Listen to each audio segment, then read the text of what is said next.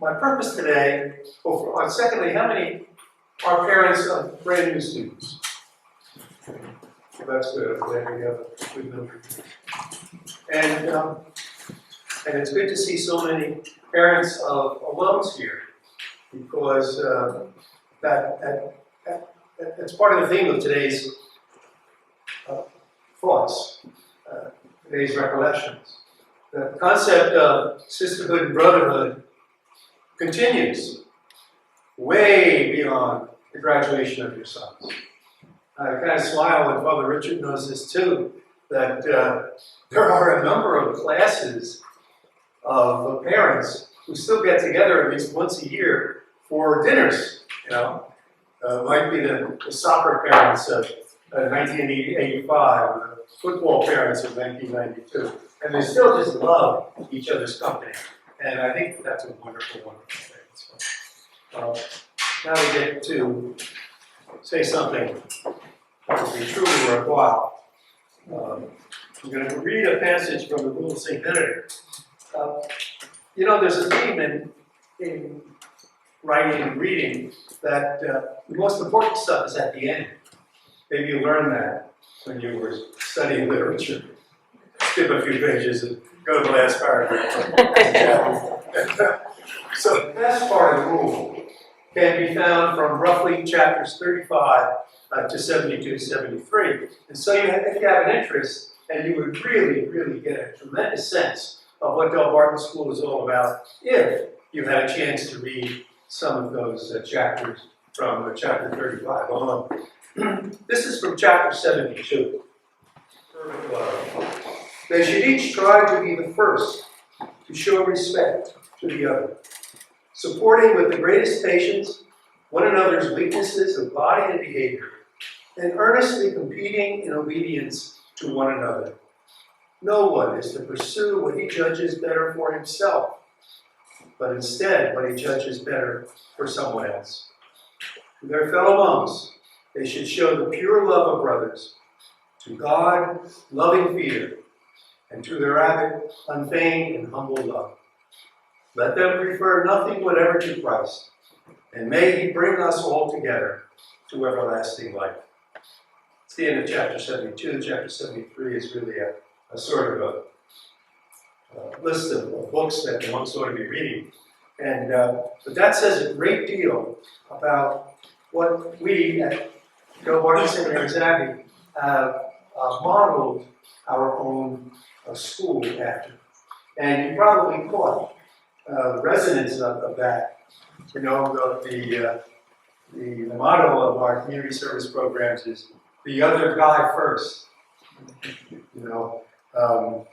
Then many of our teens have the shout, "What school do you go to, Del Barton? How did you say that?" Together. So that's very, very much a part of the fabric, the culture of this school. It's true, St. Benedict was not totally original here. As a thorough reader of sacred scripture, he probably found a lot of those words or feelings in Romans 1 with St. Paul and in Philippians and in Corinthians 1, both of St. Paul's. So, this whole concept is rooted very, very deeply in our Judeo-Christian tradition. I'd also like to go to another passage that in English will not be that familiar to you. In Latin, it will be very familiar. This is from Job chapter 14, verse 7, 8, and 9. For there is hope for a tree. If it be cut down, that it will sprout again, and that its shoots will not cease. Though its root grow old in the earth and its stump die in the ground, yet at the scent of water it will bud and put forth branches like a young plant. Succissa Veresha. Our motto, the school motto, Abbey motto really, is Succissa Veresha. Cut down, it will grow strong again. Now, I want to tell you something that perhaps you haven't heard. The Successive was a motto chosen by Father Stephen and the faculty after the research done by Fathers Arthur and Father Frederick back in 1946, 47, and 48. The Fathers of the Church regarded Successive as a prelude, kind of preface to the passion, death, and resurrection of Christ. Watch my hand. God died to being God by creating us free and allowing us to make ourselves gods.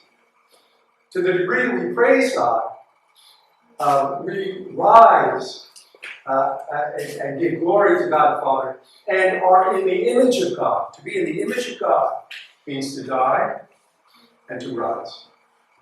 Our Jewish brothers and sisters went out into the desert, bounced around for 40 years, and then were brought into the promised land. Christ mounted the cross for our salvation, died on the cross, bounced along, and then rose from the dead at the hand of his Father.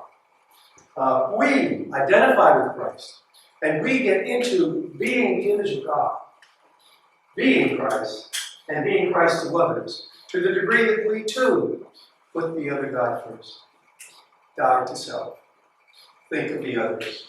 Build community. Heal. Love. Forgive. Etc. Monte Cassino has it as its motto. At Monte Cassino, of course, St. Benedict himself established Successive as the motto of Monte Cassino because of the Paschal mystery. Because of that deeper meaning from the Old Testament. But Monte Cassino had its difficulties too. It had its four quarters. It was bombed 5 times, or destroyed 5 times by barbarians. So the Successive with both senses works. So I certainly don't want to criticize our notion of application of Successive to the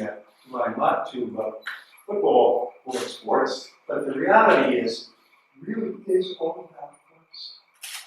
It's all about the divine life. And the fact that we have to treat others as Christ. So, I do have a few notes. I don't want to fly off the handle and take all your time on some of my best stories. But, so, there are 125 students at Abbot, and I graduated 475. I started teaching, and I went to college for a couple of years and joined the Abbey after the sophomore year of college, which you could do in those days. You can't do that now for good reason. And I began to teach in 1963. At that time, this school had about 350 students. It jumped, it jumped to over 300. And of course, the big jumps occurred in the early 80s, late 70s and 80s. And now we're at the mid 500s. So, but anyway, one of the things Father Gerard did and the headmasters after him did was use the vows that we take as explanations of the life that we have. So, for example, the vow of stability. What does that mean? That means that you got to face up to yourself now, here. Don't escape. Don't run away. Look at yourself now. That's when the time of conversion is, right now. So you're stable. I've been here, what can say, except for a couple of years in college, since 1951. Wow. I haven't worked anywhere else. Like St. Mary's Abbey, but stability is a today now. It's a 21st century value when you think of it. Because we're all running away, we're all escaping. Oh no, I'm not that way. I don't do this. I don't overdrink. I don't over this. I don't gossip. And don't face yourself. Stability makes you face yourself. But stability also makes you realize that we all have the divine life in us. And by the way, it's not only us that has the divine life in us. It's a stability. It's that front wall. It's that big maple tree. All the trees are falling. divine life is in there. St. Benedict has a chapter on the tools of the monastery. And he says the tools of the monastery, the hoes, all the things that you stick and shed, they have to be treated like the vessels of the altar. Just think of that. The concept that goes into that kind of a statement is a really beautiful concept. And it's environmentally sound. This is a very, very big concept that Paul talks about. And Gerard and the rest of us always talk about it. The environment is very, very critical. Treasuring the environment and using the environment in appropriate ways and not fouling the environment. Very important thing, which is probably why, maybe you notice, driving onto this campus, you're going to see a beautiful place. You're rarely going to find a weed. You're rarely going to find the grass cut up nicely. Take a look at what we did with this building that really needed to get back to its 1880s condition. So then the next style, which is really terrific, is what we call discipline by conversation. We got rid of the deity discipline, we got rid of demerits and so on. Well, how do we have discipline? In a very humane way. We call it discipline by conversation. It comes right out of the Rule of Benedict, supporting those who need support, helping older people, looking after younger people.